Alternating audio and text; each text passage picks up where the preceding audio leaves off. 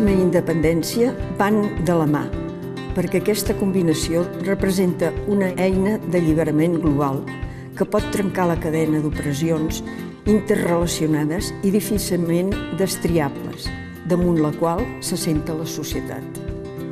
I apostem per fer una profunda transformació social, econòmica i personal que qüestioni de dalt a baix la societat masclista amb una visió de l'independentisme en el mateix canvi social.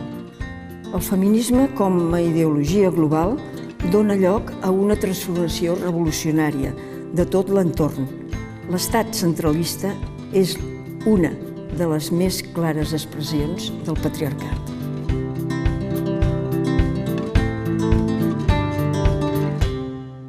Què passa amb això? Què passa amb aquesta divisió, amb aquesta constitució de l'estat patriarcat modern, que ens va portar una altra vegada les dones, es van condemnar a l'esfera privada i allà ens hem quedat. I tota política pública s'ha fet des dels interessos dels homes, obviant tota aquesta realitat on se'ns ha sotmès des de les tasques reproductives, a les tasques de cures educatives, de dependència, i han estat assumides per les pròpies dones.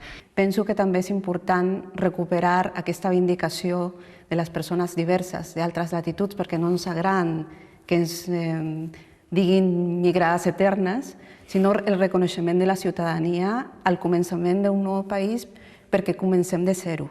Totes les persones, independentment dels nostres orígens, ètnia, classe, o si has nascut aquí o si has nascut en un altre lloc del món, som iguals. Precisament també una de les aportacions que pot ser la visió feminista és que realment les dones treballem molt en xarxa i treballem molt compartint lluites. Igual que hem compartit la lluita feminista internacionalista, compartim totes les lluites des de la més petita del dia a dia que sembla irrellevant fins a les grans fites polítiques. I fins que els homes no perdin els privilegis i per tant retirin aquests privilegis que els posen en una situació de superioritat o de privilegi respecte a les dones, aquesta suposada, digue-li igualtat, digue-li participació per igual de les dones i de tots els col·lectius que són oprimits pel capitalisme i pel patriarcat, no serà possible. Perquè hem de tornar la política a la ciutadania. Llavors, si tu tornes la política a la ciutadania activa, les dones tenim una presència molt important. Llavors, corregeixes aquesta desproporció que hi ha al sistema d'ara, que el sistema representatiu estan sobrerepresentats els homes. Un 50% representem les dones i estem oprimides per un sistema patriarcal que és el que ens porta cap aquí. Vull dir, a veure, no sé, i ara estem en uns moments precisament molt crucials políticament i això, si no ho aprofitem, se'ns en va de les mans. Vull dir, és un moment de canvi que hem de tenir en compte, que la nostra presència i sobretot que es tingui en compte el que són els drets de les dones. Crec que els principis fonamentals d'aquest pacte social han de ser una visió feminista, igualitària, antiracista, antidiscriminadora, antieconomicista, perquè també el desenvolupisme ha contribuït també a la precarització laboral i a l'ecologista. O sigui, és un pacte integral i multidimensional. Ja no és el privilegi masculí, és la manca de perspectiva feminista que hi ha a tots els àmbits.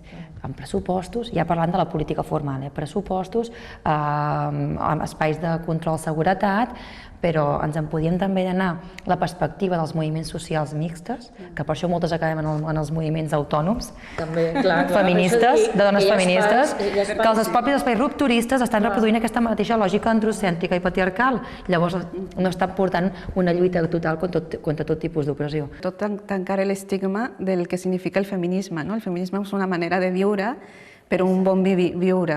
O sigui que jo crec que també aquest missatge que donem cap enfora és també pensant en tota la humanitat, no estem pensant només en les dones. És important reconèixer que el treball de cura és el treball que ha sostingut tot el model econòmic actual, i que encara no compta en el PIB, però que si ho féssim comptar, déu-n'hi-do el que tindria el percentatge que comptaria en el PIB a nivell de tots els països.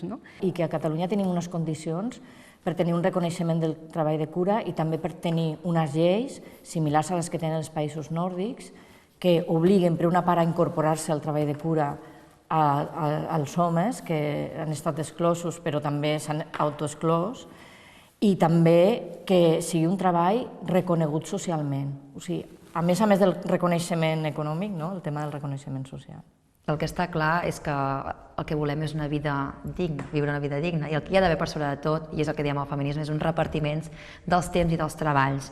No pot ser que estiguem tantes hores separats de les persones que més ens estimem, per exemple, que passem més hores treballant i exercint força de treball que no pas cuidant-nos entre nosaltres i estant amb les persones que realment ens fan sentir. Llavors, repartiment dels temps, dels treballs i de les riqueses. Aquests canvis polítics no seran possibles sense que es tingui en compte la pràctica i els sabers al llarg de la vida de les dones. Ara més que mai és més important que des de l'horitzontalitat, des del carrer, s'estigui escoltant tot allò que estem fent al feminisme organitzat des de cada poble i per tant des del municipalisme, i que sigui incorporat a les noves propostes i que canviï també la direcció de la política. I les maneres de fer política. O sigui, crec que ja n'hi ha prou que sigui de dalt cap a baix, sinó des de baix, des de les persones que ho estem treballant cada dia, que canviï l'ordre, que s'inverteixi l'ordre de fer la política. És molt important en el nou estat que garantir un control legislatiu i un control també des de la ciutadania de que hi hagi dones en tots els espais de decisió. O sigui, no podem permetre un país on encara hi hagi espais de decisió que estiguin només controlats per homes. O sigui, ha d'haver-hi dones en els espais de decisió.